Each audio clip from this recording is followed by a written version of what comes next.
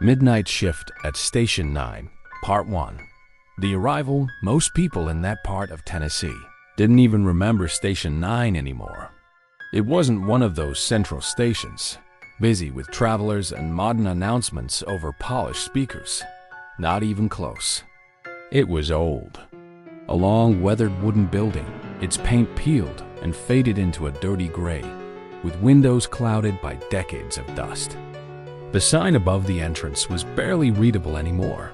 Station 9 East Valley, Rail Company. That's where Eugene Carter spent his nights. He wasn't the type to complain about being alone. After 30 years working for the railroad, silence had become an old friend. He actually liked the night shift. No bosses, no noise, no trouble.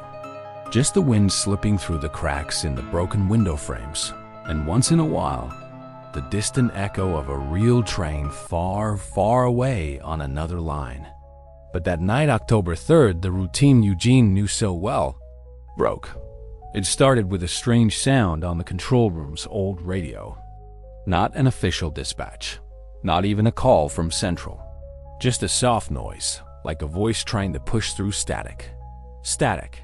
Then, one green light flickered to life on the dusty control panel, blinking steady, sharp, and unexpected. Scheduled arrival platform 2 to 1241, Eugene frowned. Platform 2 hadn't been used in years.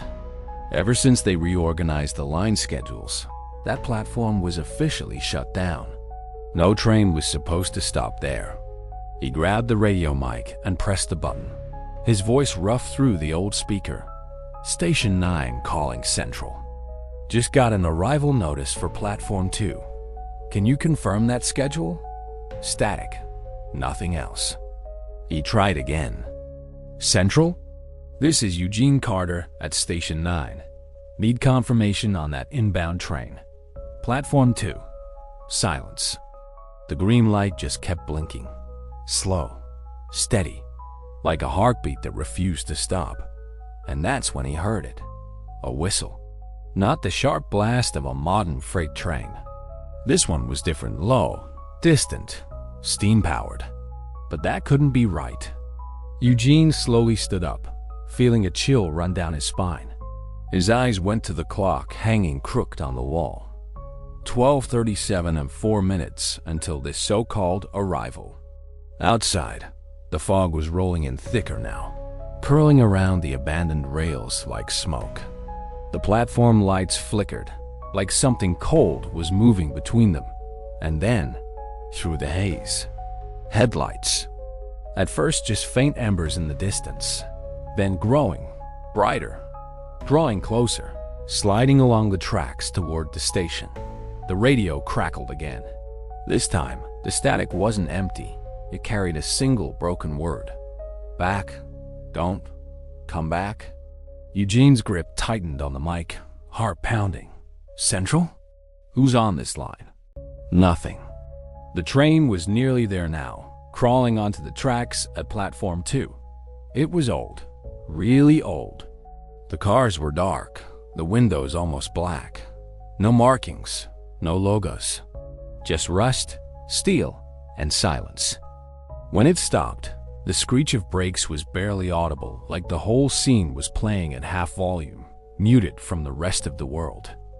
And that's when Eugene saw it. A figure. Standing at one of the windows on the third car. Perfectly still. Just a dark shape, cut out against the filthy glass. The radio crackled one last time.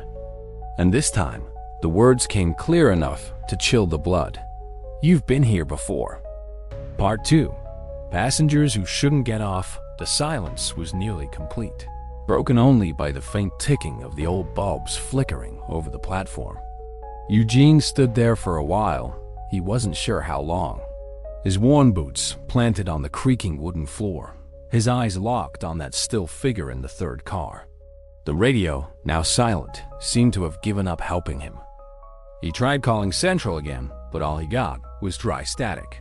Logic said, go back to the office. Call someone. Get out of here. But something deeper, like a thin string pulling at his chest, kept him standing there, staring at that train like someone staring at an old friend they hadn't seen in years. Eugene took a step forward. The floor beneath him creaked softly. Outside, the fog now wrapped itself around the locomotive like a living blanket. And on the side of that engine, almost hidden under the grime, faded letters could just barely be made out. Rail Company, Interstate Line 9. But that company didn't exist anymore. Decades ago, that whole branch of the railway was absorbed by a bigger company. Eugene vaguely remembered the change, back when he was still young in the job, listening to old-timers talk about trains that shouldn't be running anymore. He never really gave it much thought, until now. One of the car doors creaked softly as it opened by itself. That figure in the window? Gone. A chill traced up Eugene's spine. "Hello?" He called out, mostly to himself. Silence, and then footsteps. Not on the platform, but inside the train. Heavy, dragging footsteps, like old boots scraping across wood and steel. Eugene clenched his fists. Every instinct in him screamed to run. But something deeper, something in his gut, needed to know why.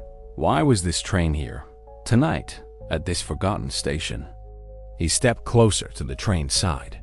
The window was clouded over with grime, but as he leaned in to see better, something strange hit him. No reflection. His own face wasn't staring back at him from the glass, just the soft, swirling fog inside. "This is insane," he whispered. But deep down, he knew it wasn't. He knew he was standing face to face with something impossible, something much bigger than he could understand. And that's when he heard the most unsettling sound yet. Not a voice, not an engine, a bell. Soft, muffled, echoing faintly from inside the train. Ding, dong, an old boarding bell. The kind that used to let passengers know it was time to get on. But no one had boarded here in decades. He stepped back, ready to bolt, but the nearest train door suddenly swung open. And standing there in the doorway was a man, or something that looked like a man. He wore an old conductor's uniform, faded and stained with years of damp and mildew. His face was mostly hidden in the shadow of his cap, but what Eugene could see was pale and wrinkled, gray, like someone who shouldn't still be standing. But it was the name tag that made Eugene's stomach twist. Carter, printed in worn, faded letters. His name. The figure lifted one hand, calmly motioning toward the inside of the train. The gesture wasn't aggressive, it was polite. Like someone patiently waiting for a late passenger to finally board. And that's when Eugene understood. This train was here for him. But why? The answer came a moment later, drifting in on a cold breath of air across the platform, carrying with it a whisper, soft as silk and just as cold. "You've taken this ride before." Part 3. Old Records. The cold breeze cutting across the platform felt alive, curling and swirling in small dusty spirals around Eugene's worn-out boots. He couldn't tell what hurt more, the tightness in his chest, or the weight of some half-buried memory trying to claw its way out, like a name stuck on the tip of his tongue that he couldn't quite say. The conductor standing in the doorway still had his arm extended, offering the invitation, like someone presenting something unavoidable. Eugene opened his mouth to speak, but his throat felt dry like swallowing old paper. It was the name tag on the man's chest that finally made him take a step back. Carter. His own last name. The gears in his memory started turning, slow and stiff. "You've taken this ride before." That phrase echoed through his ears like the distant sound of a train arriving far, far away. But when? How? He knew that name better than anyone. This wasn't just coincidence. He remembered. Not the man's face, but the story. Decades ago, when Eugene was still a young man, he used to overhear the old-timers whispering. A conductor named Carter had disappeared on the job. Some accident that was never properly explained. They said the train left from some small station out in the middle of nowhere and just vanished. But that had happened before Eugene was even born. A common last name, maybe. Could be a coincidence. But then why the uniform? Why this train? The radio hissed again, but this time it wasn't broken words. It was the sound of old recordings rewinding, like archived tapes spinning backward. Soft whispers, names being spoken in voices warped by time. Eugene glanced around, searching for something solid, something real to ground himself. And there, in the far corner of the platform, still hanging crooked on a rusted metal bracket, was the old file cabinet for station records. No one had touched it in decades. Everyone assumed it was just full of worthless paperwork. But right now, it felt like the only anchor left. Eugene walked toward it, ignoring the conductor still standing in the exact same position, arm out, motionless. The hinges groaned as he pulled the door open. Dust swirled. Inside folders, most of them ancient, torn, or too faded to read. He rifled through them randomly until one worn label caught his eye. Reports, October 1967. That month? October 3rd, the same date as tonight. Eugene's hands were shaking as he opened the folder. Disappearance report. Locomotive 471B, last transmission recorded. Departing from Station 9. Temporary route by order of East Valley Rail Company. Engineer, H. Carter. And beneath that, scribbled in faded handwriting, disappeared after crossing mile marker 17. No trace recovered. Case closed administratively in 1971. Same last name, same station, same date. This couldn't be coincidence, but the worst part was still to come. At the bottom of the report, in handwriting almost erased by time, a single note. Trip marked for return. New attempt scheduled. Next generation. Same lineage. Same name. Eugene's stomach twisted hard. This train, this ride, wasn't just some random haunting. It was a cycle. A planned return. Always. And this time, he was the one they'd been waiting for. The platform seemed to tremble beneath his feet. A low vibration hummed through the rails. This wasn't a normal train approaching. It was the memory of that lost train trying to find its way home. The conductor stood motionless, unmoving, unforgiving. And then Eugene caught the scent for the first time: rust and metal, sharp and cold, like old locomotives heating up again after sitting dead for years. The train didn't just want to leave. It wanted to finish the trip it never completed. And Eugene was the continuation of a journey that had been waiting over 50 years to be finished. Part 4. The Unfinished Journey. The old file cabinet still swayed slightly in the cold draft sweeping across the platform. Eugene's eyes stayed locked on that single sheet of yellowed paper, on those words written decades ago. New attempt scheduled. Next generation. Same lineage. Same name. Next generation. Same name. The knot in his throat tightened. This wasn't coincidence. This wasn't superstition. That train from 1967 was here for him now. Like the whole cycle knew exactly who needed to board. Like the name Carter was some kind of password, burned into some ancient rule the station still obeyed without question. Across the platform, the conductor was still waiting, arms stretched out, patient and relentless like the ticking hand of an old clock. And that's when Eugene noticed something else. The windows of the other cars. He scanned them slowly, from one side to the other. It wasn't a trick of the light. It wasn't his imagination. There were shapes in those windows. Not people's shadows, dark silhouettes, unmoving, but definitely there. A stillness that felt too deliberate, like forgotten molds of passengers who had once filled those seats. Eugene took a step back, but his eyes stayed fixed on those shapes. Somewhere deep inside, he knew that if he focused long enough, he might recognize some of them. And that's when the station caught him off guard. The radio crackled one last time, not with broken words, but with a single, clear sentence. You need to finish the journey for them. It wasn't one voice.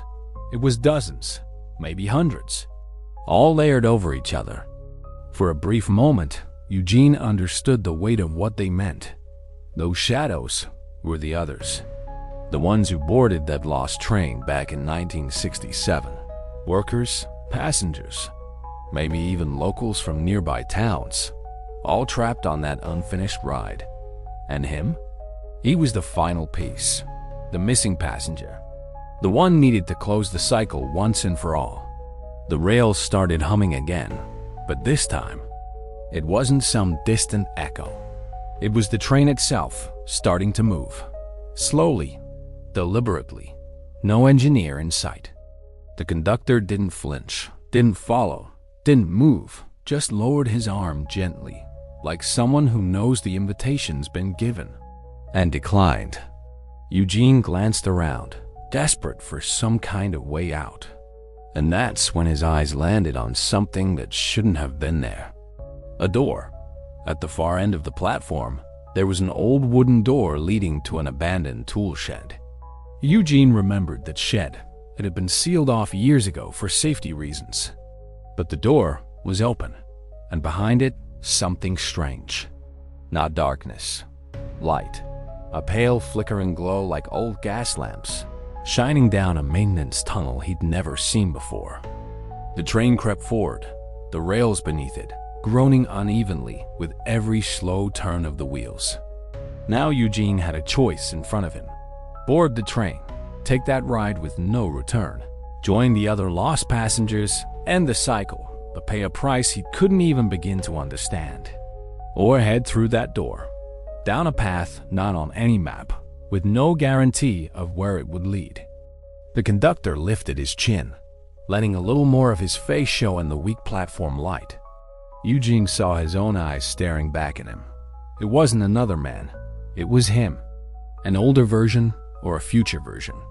Or maybe just a reflection of what he would become if he stepped onto that train. The train picked up a little more speed. Not much. There was still time. But the ice crawling up his spine told him one thing for sure. No matter what he chose, he wasn't walking away from this the same. And the station clock now read 12:41, a mere exact time of the scheduled arrival. Decision time. Part 5. The choice. Eugene's breath echoed softly in the silence of the platform. The choice, at first glance, seemed simple, but it carried the weight of old, rusted iron. The train dragging echoes of a forgotten past, carrying an uncertain destination, invisible passengers, and a cycle begging to be closed. The door, a hidden path that felt like a glitch in the world, an alternate route offered by the very bones of the station itself, like the building was trying to give him another way out. For a second that felt like forever, Eugene stood caught between two worlds. The train's wheels creaked forward, slow, burdened, like something dragging a heavy weight behind it. And then he moved. Not toward the train. Not yet. He took a hesitant step toward the open door. The cold intensified. A dry, ancient draft blew from inside the tunnel, carrying with it the damp scent of rotting wood and rusted metal. The faint vibration of the rails behind him felt like protest, like brittle bones creaking in protest as they tried to stand. And that's when the conductor moved. The figure, the older reflection of himself, took a single step off the train car. No rush, no shouting. Just steady, deliberate movement, like someone carrying out a task performed over and over again. The two locked eyes. Same face, same jawline. Same tired stare of a man who's seen enough of life not to be surprised by much anymore. But that Eugene, that other Eugene, carried something else. Resignation. The face of someone who'd already given up. The real terror wasn't being dragged onto the train. The real terror was realizing that this figure was the result of giving in. It wasn't a monster. It wasn't some evil thing. It was a portrait of what happens when you stop fighting. Eugene felt the hairs on his arms stand up. This wasn't fear of the supernatural. It was fear of himself. His eyes darted back to the tunnel. The pale glow flickered like even that space wasn't sure if it belonged here. And that's when he saw the most important detail of the night. At the far end of the tunnel, right at the edge of his vision, there was a sign, worn, crooked, but still readable. Mile marker 17, maintenance access. Mile 17, the exact place the report said the train disappeared in 1967. The tunnel wasn't just an escape route. It was the intersection where everything happened. This wasn't coincidence. It was an adjustment. A second chance. The cycle didn't necessarily require him to board the train. It required closure. Something shifted inside him. Not panic. Not desperation. But that strange feeling when a long-forgotten memory resurfaces, like a familiar smell or an old song on the radio. He understood. He didn't need to ride the train. He needed to finish the journey that had been broken. The conductor, his older, worn-out self, stopped just a few feet away, and for the first time spoke clearly. "Are you sure?" No anger, no threat. Just an honest question. From himself. Eugene took a deep breath, answered firmly, not shouting, not shaking. "I'm sure." And then he ran. Left the train, the conductor, and the platform behind, pushing through that doorway like a man tearing through the edge of a nightmare, sweating cold, refusing to look back. Each step echoed like steel pounding inside the old structure. The train screeched, the metal groaning in protest, like it was trying to speed up, but it was too late. The choice had already been made. And for a single, fleeting second, the radio crackled once more. But this time, it wasn't static. It was a voice. Calm, steady, almost satisfied. Route corrected. Part 6. Crossing mile 17, the tunnel felt endless. The narrow, curved concrete walls made Eugene feel like he was moving through the throat of some ancient, rusted machine, being slowly swallowed by something far older than he could comprehend. The single swaying light bulb above cast twisted shadows across every surface. His breathing was the only real sound left. Behind him, the faint vibration of the rails continued, but it felt far away now, muted, like a train rolling along a parallel line miles in the distance. The sound of the train wasn't a threat anymore. It was a memory, something trying to follow him, but no longer holding any real power. With every step forward, Eugene's certainty grew. He didn't know exactly what waited at the end of that tunnel, but he knew this was the only path left. And finally, after what felt like hours, he reached an opening. An old chamber stretched out before him, coated in dust, thick support beams holding up the ceiling. Across the cracked concrete floor, faint markings appeared. Old train tracks, almost buried by time, like the faded scars of a forgotten rail yard. And there it was. The sign, Mile 17, Crossing Point. The very same mile mentioned in the report. The spot where the train had disappeared in 1967. But the strangest part was yet to come. In the center of the room, resting on the dust-covered rails, something caught the faint glow of the overhead bulb. A small metallic object. Eugene stepped closer, his knees creaking like old hinges. As he knelt and picked it up, the memory hit him like a punch to the chest. It was a conductor's whistle, old, brass, worn, but still with an inscription etched on its surface.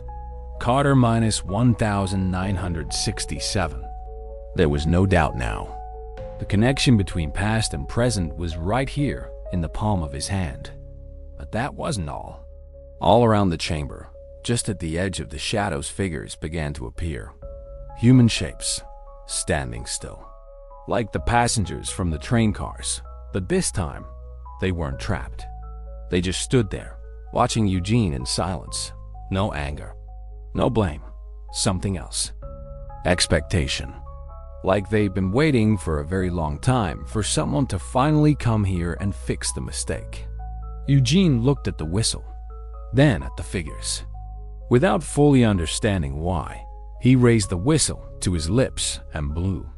The sound wasn't sharp. It wasn't beautiful. It was old, weak, a trembling sound worn thin by the weight of years, like the echo of a memory that should have faded long ago. But it was enough. The shadows began to fade, slowly, like smoke caught in a gentle breeze. It wasn't an explosion. It wasn't some dramatic release. It was peace. It was relief. One by one, the shapes dissolved until the chamber was empty, leaving only Eugene, the whistle in his hand, and the faintest echo of the train sound. Fading, not like something leaving, but like something being undone. Unraveled piece by piece, rail by rail, returning to whatever place it had crawled from. The radio on Eugene's belt crackled one last time. No static, no distortion. Just a single sentence. Record closed. Journey complete. Eugene stood there for a while, letting the faint warmth of the overhead light settle on his shoulders. No more train. No more shadows. Just silence and cracked concrete. The station, in some way he couldn't explain, had set its own past right with his help. How would he explain this to anyone? Maybe he wouldn't. All he knew was that the cycle ended here. He took a deep breath and started back through the tunnel, step by step, leaving mile 17 and the echo of that unfinished journey behind. But in his pocket, he carried that small whistle. A reminder of a journey that, after all those years, had finally reached its destination. Final. No departures on record. 2 weeks later, Eugene sat on the porch of his small house, tucked away on the outskirts of town. The old station radio still hung from its makeshift hook, brought home that same night. It hadn't been turned on since. Not out of fear, out of respect. He knew the cycle was over. He knew that train and everything it carried wasn't coming back. But the strangest part was what happened afterward.